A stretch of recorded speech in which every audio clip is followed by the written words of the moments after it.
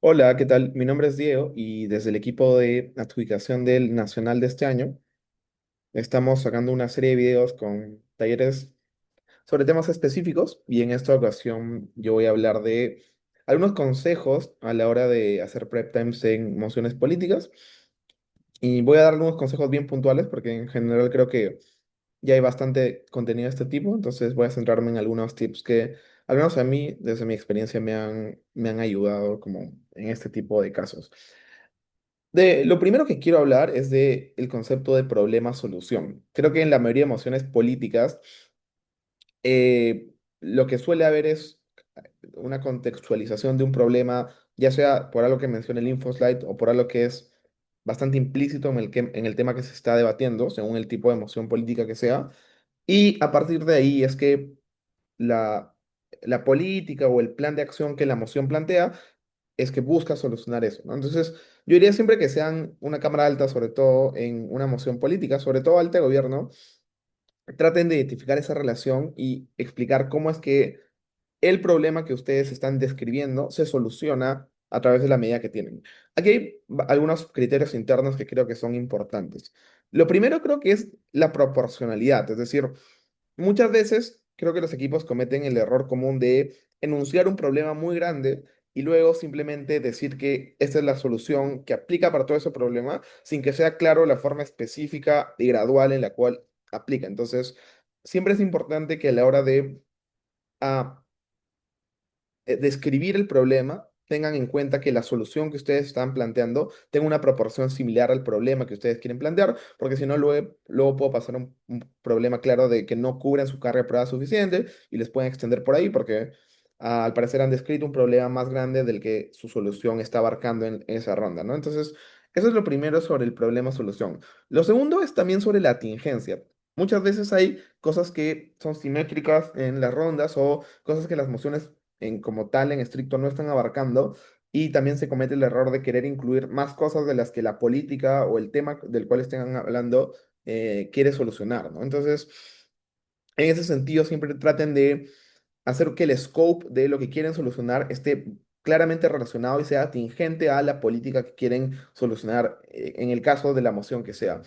Y en tercer lugar, creo que también tiene que haber una proporción en como el tiempo que le dedican a cada una de las cosas, ¿no? También hay, creo que un error bien común que es el de pasar demasiado tiempo explicando una cosa y luego o sea, la otra cosa no está explicada, ¿no? Si ustedes quieren explicar la solución o el problema, creo que el nivel de tiempo que tienen que dedicarle o debe ser proporcional o yo recomendaría que la solución debe ser lo que más tiempo tome porque al final es la carga analítica que probablemente el equipo contrario dispute más. Es bien común que en los debates oposición suele reconocer que hay un problema, pero criticar que esa no es la medida correcta o la forma de solucionarlo.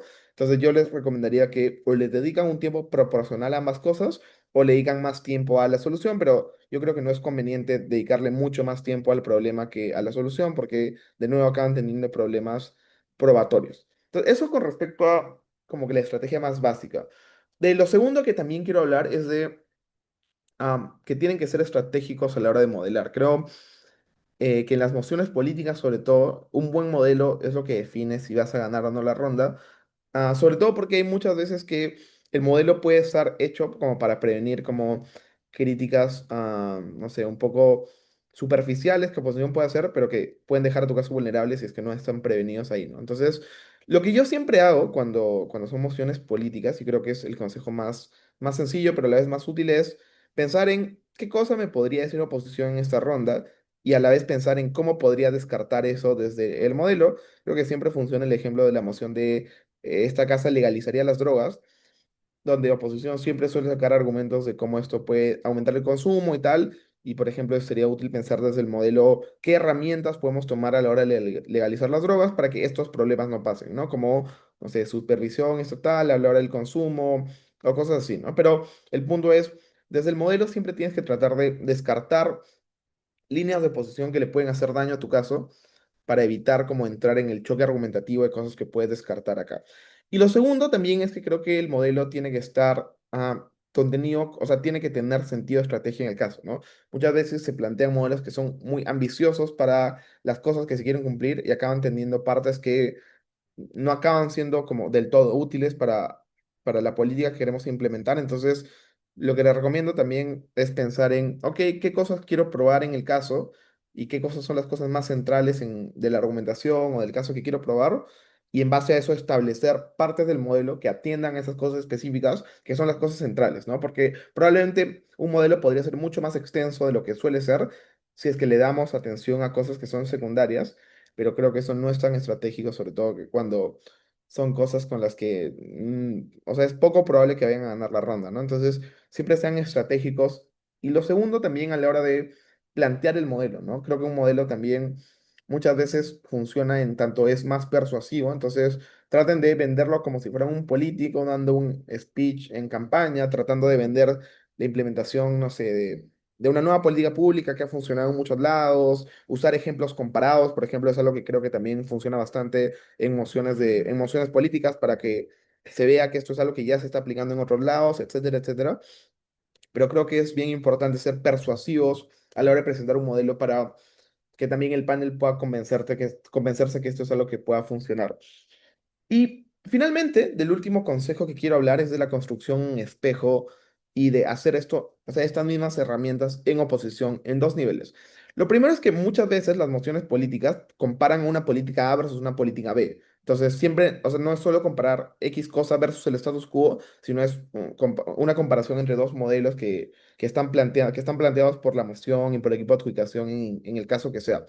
Entonces, esto implica que hay que ser mucho más selectivos y comparativos. Y muchas veces es útil esta estrategia de ir construyendo en espejo, ¿no? Por ejemplo, si es que identifico X cosa beneficiosa del modelo A, la explico y luego, en paso siguiente, explico por qué este elemento no está o está, pero menos en el modelo B o es peor en el modelo B, etcétera, etcétera.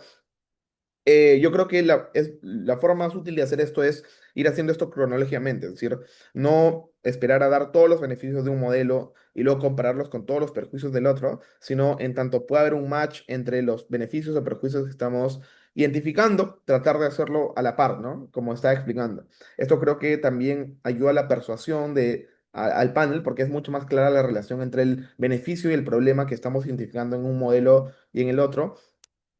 Y esto permite también, de nuevo, creo que el tracking de los argumentos sea mucho más claro, ¿no? Entonces, creo que sobre todo este tipo de emociones son las que permiten hacer esta construcción en espejo que deje particularmente claras las diferencias que hay entre los modelos. Y creo que ese es un último error que suelen cometer los equipos, como decía antes, que es eh, mencionar cosas que pueden ser simétricas a ambos modelos, ¿no? Porque hay muchas veces que se plantean soluciones que tienen algunos puntos en común o que tienen cosas donde se acercan más que otras.